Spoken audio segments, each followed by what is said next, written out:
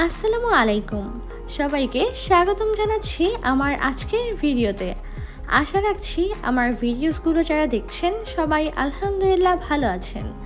আমরাও আলহামদুলিল্লাহ ভালো আছি। আলহামদুলিল্লাহ বর্তমানে আমি বাংলাদেশে আছি। অ্যান্ড আমি আমার আজকের ভিডিওটিতে শেয়ার করছি হলো আমরা ইতালি থেকে যখন বাংলাদেশে এসেছি সেই ভিডিওটি। কিন্তু আমি আগের ভিডিওটিতে ইতালি থেকে যখন আমি তুর্কিতে এসেছিলাম সেই ভিডিওটি আপনাদের সাথে শেয়ার করেছি। আর আজকের ভিডিওটিতে আমি শেয়ার করব হচ্ছে তুর্কি থেকে বাংলাদেশে যাওয়ার ভিডিওটি। অ্যান্ড তুর্কি এয়ারপোর্টটা ইনশাল্লাহ চেষ্টা করব ভিডিওর মাধ্যমে আপনাদের সাথে শেয়ার করার জন্য। আর তুর্কি এয়ারপোর্ট ঘুরে দেখার আমার যে এক্সপেরিয়েন্স হয়েছে সেটাই আর কি আপনাদের সাথে শেয়ার করব। তুর্কি এয়ারপোর্টটা অনেক বড় অ্যান্ড এটার সেকেন্ড ফ্লোরটা অনেক বেশি সুন্দর এবং খুব সুন্দরভাবে সাজানো।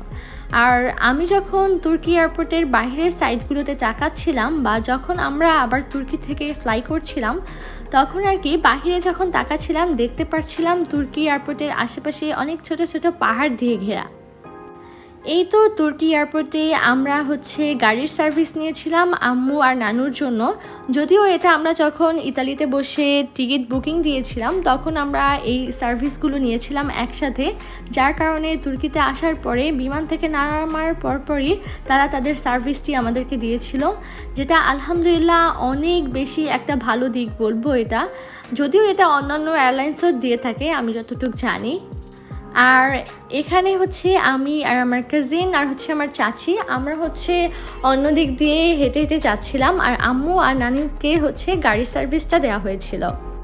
তো আম্মু আর নানুকে হচ্ছে 2 ঘন্টা আগেই আর কি নেক্সট যে আমরা বিমানে ফ্লাই করব সেখানে নিয়ে গিয়েছিল। আর আমাদের হচ্ছে যেতে একটু লেট হয়েছে কারণ হচ্ছে আমরা যেখানে ছিলাম সেখানে টাইম উঠেছে, দেন হচ্ছে আমরা সেই গেট নাম্বারে যেতে পেরেছিলাম।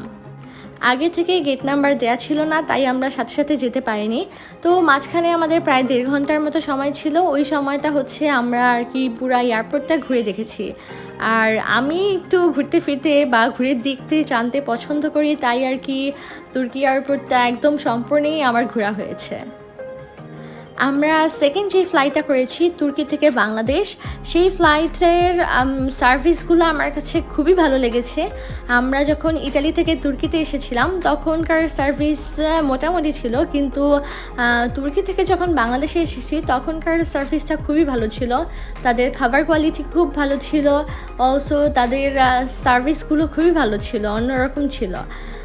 দেন আরও একটা ভালো দিক ছিল যেটা হচ্ছে তারা হচ্ছে 2বার আমাদেরকে খাবার সার্ভ করেছে, একটা হচ্ছে ডিনার আর একটা হচ্ছে ব্রেকফাস্ট। অলসো মাঝখানে আবার কফি, দেন চকলেট, স্ন্যাক্স টাইপের খাবারও প্রেফার করেছিল। এই তো আমি খাবার দাবার খেয়ে আমার টাইম কাটছিল না, কারণ হচ্ছে তুর্কি থেকে বাংলাদেশ আসার যে ফ্লাইট ছিল আমাদের সেটাতে প্রায় 7 ঘন্টা আমাদের সময় লেগেছিল, যেটার কারণে আমার টাইম একটুও কাটছিল না। আমি একটু গেম খেলছিলাম, এইভাবেই টাইম পাস করছিলাম। বাট আলহামদুলিল্লাহ খুবই সেফলি এবং খুব সুন্দরভাবে আমরা বাংলাদেশে এসে পৌঁছাতে পেরেছিলাম। এবং সব কিছু মিলিয়ে তুর্কি এয়ারলাইন্সের সার্ভিস আমার কাছে খুবই ভালো লেগেছে। আমি যেহেতু সবসময় এমিরেটসে আসি তাই এবার ফার্স্ট টাইম তুর্কিতে এসেছি, একটু ভয় ভয় কাজ করছিল যে কেমন না কেমন হবে সার্ভিসগুলো, কিন্তু আলহামদুলিল্লাহ খুব সুন্দর ছিল। অলসো আমি বাংলাদেশ এয়ারপোর্টে খুব সুন্দর একটা সারপ্রাইজ পেয়েছি, ইনশাল্লাহ সামনের ভিডিওসগুলোতে আমি আপনাদের সাথে শেয়ার করব।